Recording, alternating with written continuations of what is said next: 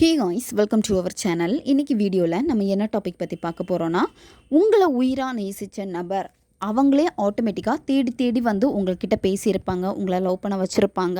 உங்களுக்கு அவ்வளோ ஹோப் நம்பிக்கை கொடுத்த ஒரு நபர் இப்போ வந்து எனக்கு நீ வேணாம், என் லைஃப்பில் நீ வராத, எனக்கு ஒன்று சுத்தமாக பிடிக்கல அப்படின்னு சொல்லிட்டு ரொம்ப காயப்படுத்திக்கிட்டே இருக்காங்க. உங்களால் அந்த நபரை விட்டு விலகி போகவே முடியலை. உங்களுக்கு அந்த நபர் தான் வேணும் வேணும் அப்படின்னு அவங்க பின்னாடி தான் சுற்றிக்கிட்டே இருக்கீங்க. அவங்கக்கிட்ட பேச முயற்சி பண்ணியுமே அது உங்களுக்கு தோல்வியில் தான் முடியுது. அந்த நபருடைய மனசு வந்து மாற மாட்டேங்குது. என்ன அவங்களுக்கு பார்த்தாலே பிடிக்க மாட்டேங்குது. ரொம்ப கோவமாக திட்டுறாங்க. காலில் வந்து என்னுடைய வாய்ஸ் கேட்ட உடனே கட் பண்ணிடுறாங்க. இந்த மாதிரி நிறைய இஷ்யூஸ் உங்கள் 2 பேருக்கு இடையில இருந்துக்கிட்டே இருக்குது. அந்த நபர் வந்து பழைய மாதிரி உங்ககிட்ட வரணும், பழைய மாதிரி உங்ககிட்ட வந்து பேசணும், அதே மாதிரி என்ன துரத்தி துரத்தி லவ் பண்ணணும் அப்படின்னா இதை நீங்கள் உடனே வரைஞ்சிருங்க. இதை நீங்கள் வரைஞ்சி வச்சுருக்கிறப்போ என்ன ஆகும் அப்படின்னா, உங்கள் 2 பேருக்கு இடையில இருக்கக்கூடிய அந்த காதல் வந்து ரொம்ப ஸ்ட்ராங் ஆகும். அந்த நபர் வந்து உங்ககிட்ட நெருங்கி வருவாங்க. அவங்க எங்கே போனாலும் சரி, வேற யார்கிட்ட பேசினாலும் சரி, அந்த இடத்துல கூட உங்களுடைய ஞாபகங்கள் தான் அவங்களுக்கு அதிகமாக இருந்துக்கிட்டே இருக்கும். உங்களை பற்றி தான் நினைப்பாங்க. உடனே உங்களுக்கு கால் பண்ணுவாங்க, மெசேஜ் பண்ணுவாங்க, உங்களை பார்க்க வரவாங்க. இந்த மாதிரி அவங்களுக்குள்ளாடி ஒரு பெரிய மாற்றத்தை ஏற்படுத்தக்கூடிய ஒரு எளிமையான மெத்தட் தான் இந்த வீடியோவில் நம்ம பார்க்க போகிறோம். நம்ம சேனலை நீங்கள் இதான் ஃபஸ்ட் டைம் பார்க்குறீங்கன்னா மறக்காமல் சப்ஸ்கிரைப் பண்ணிக்கோங்க. பக்கத்தில் இருக்கக்கூடிய பெல் பட்டனையும் கிளிக் பண்ணிக்கோங்க. அப்போ தான் நான் போடக்கூடிய வீடியோஸ் எல்லாமே உடனுக்குடன் உங்களுக்கு நோட்டிஃபிகேஷனில் வந்துக்கிட்டே இருக்கும். வாங்க வீடியோக்குள்ளாடி போகலாம். இந்த மெத்தடை யாரெல்லாம் பயன்படுத்தலான்னா, உங்களுக்கு பிரேக்கப் ஆகிடுச்சு, திரும்ப அவங்க கூட சேரணும், அவங்க என்னை தேடி வரணும்னு நினைக்கிறப்போ பிரேக்கப் லெவலில் இருக்கிறவங்க இதை வந்து பயன்படுத்தலாம். பேசுகிறாங்க, ஆனால் பழைய மாதிரி என்கிட்ட பேச மாட்டேங்கிறாங்க, சும்மா சும்மா சண்டை வந்துக்கிட்டே தான் இருக்குது, நான் தான் அவங்கள தேடி போய் பேசுகிற மாதிரி இருக்குது, நான் பேசினா ஒரு நேரத்தில் நல்லா பேசுகிறாங்க, ஒரு நேரத்தில் வந்து வெறுப்பாக பேசுகிறாங்க, இந்த மாதிரி ஒரு சிச்சுவேஷனில் இருக்கீங்க அப்படின்னா நீங்கள் இதை தாராளமாக பயன்படுத்துங்க. பிரிந்து வாழும் கணவன் மனைவி இதை வந்து செய்யலாம். ஒன் சைடு லவ்வில் இருக்கிறவங்களும் இதை நீங்கள் செய்யலாம். இந்த மெத்தடை வந்து நீங்கள் எந்த டேயில் வேணாலும் ஸ்டார்ட் பண்ணலாம். எந்த நேரத்தில் இந்த மெத்தடை நீங்கள் செய்யணும் அப்படின்னா, காலையில் நீங்கள் பிரம்ம முகூர்த்த நேரத்தில் இந்த மெத்தடை நீங்கள் செய்யணும், அல்லது நைட்டு நீங்கள் தூங்க போகிறதுக்கு முன்னாடி இந்த மெத்தடை நீங்கள் செய்யணும். இந்த 2 நேரத்தில் ஏதாவது ஒரு நேரத்தை நீங்கள் பயன்படுத்திக்கோங்க. இந்த மெத்தடில் உங்களுக்கு தேவைப்படுறது ஒரு ஒயிட் கலர் பேப்பர் தேவைப்படும். A4 ஷீட் பேப்பர் எடுத்துக்கோங்க. ரெட் கலர் பென் அல்லது பிங்க் கலர் பென் வந்து இதில் நீங்கள் பயன்படுத்திக்கலாம். இதில் ஏதாச்சும் ஒரு கலர் பென் வந்து பயன்படுத்திக்கோங்க. இந்த மெத்தடை நீங்கள் செய்கிறப்போ ஒரு தீபம் ஏற்றி வச்சுக்கோங்க, அல்லது கேண்டில் ஏற்றி வச்சுக்கோங்க. அந்த தீப ஒளியில் உட்காந்துட்டு தான் இந்த மெத்தடை நீங்கள் செய்யணும். மனதை ஒருநிலைப்படுத்திட்டு தான் இந்த மெத்தடை நீங்கள் செய்யணும். உங்களுக்கு கரெக்டான ஃபோக்கஸ் இல்லாமல் இருக்குது, மனம் வந்து அங்கேயும் இங்கேயும் அலைப்பாஞ்சிக்கிட்டே இருக்குது, செய்யக்கூடிய இந்த மேனிஃபெஸ்டேஷனில் வந்து உங்களுக்கு நம்பிக்கை இல்லாமல் இருக்குது, இது நடக்குமா நடக்காதா, எப்போ நடக்கும், உண்மையிலே அவங்க வருவாங்களா, இதெல்லாம் சும்மா அப்படின்னு நீங்களாகவே நினச்சிக்கிட்டு அதை நீங்களாகவே பிலீவ் பண்ணிவிட்டு இதை நீங்கள் செய்கிறப்போ இது உங்களுக்கு வேலை செய்யவே செய்யாது. முழு நம்பிக்கை வச்சு கண்டிப்பாக என்னாலே அட்ராக்ட் பண்ண முடியும், நான் செய்கிறதுல எனக்கு முழு நம்பிக்கை இருக்குது, கண்டிப்பாக நடக்கும் அப்படின்னு உங்களை நீங்கள் ஸ்ட்ராங்காக பிலீவ் பண்ணணும். இந்த யூனிவர்ஸையும் நீங்கள் ரொம்ப ஸ்ட்ராங்காக பிலீவ் பண்ணணும். யூனிவர்ஸை நீங்கள் ரொம்ப ஸ்ட்ராங்காக கண்மூடித்தனமாக நம்பினீங்க அப்படின்னா நீங்கள் என்ன கேட்டிங்களோ அதை தான் நீங்கள் கரெக்டாக வந்து ரிசீவ் பண்ணுவீங்க. குழப்பமான மைண்ட் செட்டில் இருந்துட்டு நீங்கள் கேட்குறப்போ அது எப்படி இருக்கும் அப்படின்னா அதே மாதிரி குழப்பமாக தான் நீங்கள் ரிசீவ் பண்ணுவீங்க. முதல்ல நீங்கள் ப்ரீத்திங் எக்ஸசைஸ் பண்ணணும். உங்களுடைய மூச்சை வந்து மெதுவாக ஆழமாக உள்ளே இழுத்துட்டு மெதுவாக வாய் வழியாக மூச்சை வெளியே விடுங்க.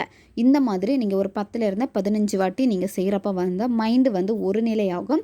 என்ன விஷயம் நீங்கள் செய்ய போகிறீங்களோ அந்த விஷயத்தில் வந்து உங்களுக்கு கவனம் இருக்கும். இப்போ ரொம்ப சேடாக நீங்கள் இருக்கீங்க, ரொம்ப கோவப்படுறீங்க, இந்த சிச்சுவேஷனில் எல்லாமே உங்களால் ஹேண்டில் பண்ண முடியலை அப்படின்னா நீங்கள் இந்த ப்ரீத்திங் எக்ஸசைஸ் பண்ணுங்கள்.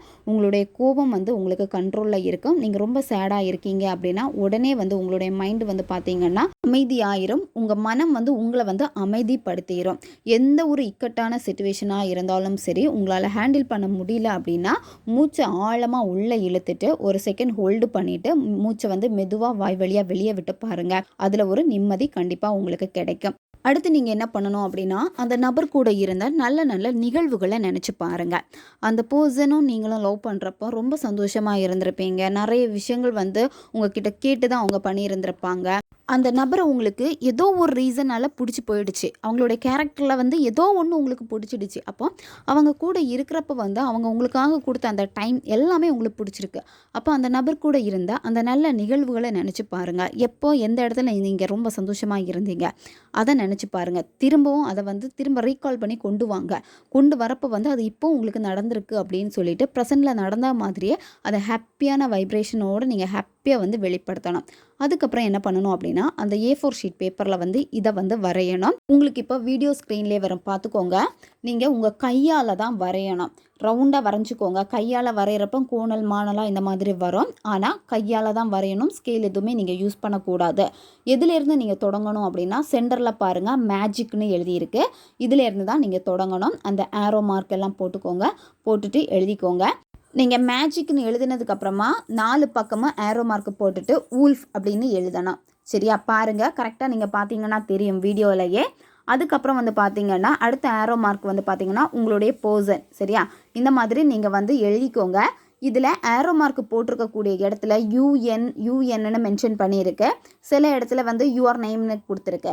இந்த யுவர் நேம் இந்த இடத்துல எல்லாமே உங்களுடைய பேரை தான் நீங்கள் வந்து எழுதணும். பார்த்து கிளியராக நீங்கள் வரைஞ்சிக்கோங்க. வரைகிறப்ப வந்து பார்த்தீங்கன்னா அந்த பர்சனை நீங்கள் நினச்சிட்டு நீங்கள் வரையணும். ஃபுல்லாக இப்போ நீங்கள் வரைஞ்சி முடிச்சிட்டீங்க. அதுக்கப்புறம் என்ன பண்ணணும் அப்படின்னா, இடது கையில் இந்த பேப்பரை வச்சுட்டு வலது கையை இந்த பேப்பருக்கு மேலே வச்சுக்கோங்க. வச்சுட்டு கண்களை மூடிட்டு பிரபஞ்சத்துக்கிட்ட இதை நான் ஆசைப்பட்டுட்டேன், இது எனக்கு கண்டிப்பாக நடக்கணும், இதை எனக்கு நடத்தி கொடுங்க அப்படின்னு நீங்கள் கேட்கணும். கேட்டுட்டு கண்டிப்பாக இது எனக்கு நடக்கும் அப்படின்னு நான் ஒன்று முழுமையாக நம்புகிறேன். நீங்கள் ஸ்ட்ராங்காக சொல்லணும். யூனிவர்ஸை வந்து ரொம்ப நான் பிலீவ் பண்ணுறேன் அப்படின்னு எப்படி அடம் பிடிப்பீங்களோ அதே மாதிரி நீங்கள் ஸ்ட்ராங்காக அடித்து சொல்லணும்.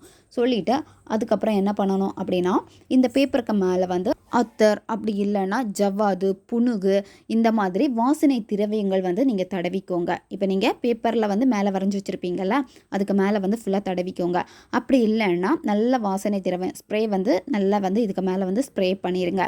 உங்கள் பர்சன் வந்து யூஸ் பண்ணக்கூடிய பர்ஃப்யூம் உங்களுக்கு தெரியும் அப்படின்னா அந்த பர்ஃப்யூமே பயன்படுத்திக்கோங்க. அப்படி இல்லைன்னா நார்மலாக இருக்கக்கூடிய ஒரு பர்ஃப்யூம் ஏதாவது ஒரு பர்ஃப்யூம்னால நல்லா ஸ்ப்ரே பண்ணிடுங்க. ஸ்ப்ரே பண்ணிவிட்டு அடுத்து என்ன பண்ணணும் அப்படின்னா, மஞ்சள் எடுத்துக்கோங்க. மஞ்சளை வந்து பன்னீரில் வந்து நல்லா குழச்சி எடுத்துக்கோங்க. குழச்சி எடுத்துட்டு நீங்கள் வரைஞ்சி வச்சுருக்க அந்த பேப்பருக்கு மேலேயே இந்த மஞ்சளை வந்து நல்லா வந்து நீங்கள் தடவணும். நல்லா பூசிடுங்க. நல்லா தண்ணியாக இருக்கக்கூடாது. மஞ்சள் நல்லா கட்டியாக நீங்கள் அதுக்கேற்ற மாதிரி நல்லா குழச்சி எடுத்துக்கோங்க. இந்த பேப்பரை வந்து நீங்கள் காய வச்சிடணும். பேப்பரை வந்து நல்லா காய்ஞ்சதுக்கப்புறமா இந்த பேப்பரை வந்து 4ஆக மடிச்சுக்கோங்க. மடித்து நைட்டு தூங்க போகிறப்போ உங்களுடைய பில்லோ கடியில் வச்சுட்டு தான் நீங்கள் தூங்கணும். காலையில் எந்திரிச்ச உடனே என்ன பண்ணணும் அப்படின்னா, இந்த பேப்பரை வந்து நீங்கள் அதிகமாக யூஸ் பண்ணக்கூடிய உங்களுடைய பேக்கில் பர்ஸில் நீங்கள் வச்சுக்கலாம். அப்படி இல்லைன்னா உங்களுடைய மொபைல் பவுச்சிலேயே நீங்கள் வச்சுக்கலாம். மொபைல் பவுச்சில் வந்து வைக்க முடியலை அப்படின்னா நீங்கள் பேக்கில் வச்சுக்கோங்க. எப்போவுமே இந்த பேப்பரை வந்து உங்கள் கூடவே தான் இருக்கணும். ஆஃபீஸ் போகிறப்போ நீங்கள் யூஸ் பண்ணக்கூடிய அந்த ஆஃபீஸ் பேக்லேயே வச்சுக்கோங்க. நீங்கள் வாஷ்ரூம் போகிறப்ப மட்டும் அந்த பேகை உள்ளாடி கொண்டு போகாதீங்க. எப்போவுமே நீங்கள் சுத்தமான ஒரு இடத்துலையே நீங்கள் வச்சுக்கோங்க. இந்த பேப்பர் வந்து உங்கள் கூடவே இருக்கட்டும். 1 மந்த் உங்கள் கூடவே வச்சுக்கோங்க. 1 மந்த்துக்கு அப்புறமா என்ன பண்ணணும் அப்படின்னா, நைட்டு வந்து ஒரு டம்ளரில் தண்ணி எடுத்துக்கோங்க. நார்மல் வாட்டராக தான் இருக்கணும். இந்த பேப்பரை அந்த டம்ளருக்குள்ளாடி இருக்கக்கூடிய அந்த தண்ணியில் போட்டுருங்க. போட்டு ஒதுக்கி வச்சுருங்க. காலையில் எந்திரிச்ச உடனே என்ன பண்ணணும் அப்படின்னா, இந்த பேப்பரை வந்து நல்லா கசக்கணும். அந்த தண்ணியில் ஊறி போயிருக்கும். நல்லா கசக்கிட்டு நல்ல கூழ் மாதிரி வரும். பேப்பர் பிஞ்சு பிஞ்சு வரும். சரியா? இந்த பேப்பரை தண்ணி எல்லாம் நல்லா மிக்ஸ் ஆகும். இதை வந்து செடிக்கு ஊற்றிடுங்க. அப்படி இல்லைன்னா கால் மிதிப்படாத ஒரு சுத்தமான இடத்துல நீங்கள் ஊற்றிடுங்க. நீங்கள் இதை செய்கிறப்ப என்ன ஆகும் அப்படின்னா, அந்த நபருக்கு உங்களுடைய நினைப்பு வந்து அதிகமாக ஆரம்பிக்கும். ஸ்டார்டிங்கில் எப்படி உங்ககிட்ட பழகுனாங்க, உங்கள் மேலே எவ்வளோ அன்பாக இருந்தாங்க, அந்த மாதிரி அவங்களுக்கு தோண ஆரம்பிச்சிடும். அவங்களுடைய ஆழ்மனம் உங்களுடைய ஞாபகங்களை நல்ல எண்ணங்களை வந்து திரும்பவும் ஏற்படுத்த ஆரம்பிச்சிடும். அவங்களே உங்ககிட்ட ஆட்டோமேட்டிக்காக வந்து பேசுவாங்க. நீங்கள் தேடி போக வேண்டிய அவசியமே கிடையாது. ஓகே காய்ஸ், தேவைப்படுறவங்க இதை பயன்படுத்திக்கோங்க. அடுத்து ஒரு வீடியோ பதிவில் சந்திக்கலாம். நன்றி.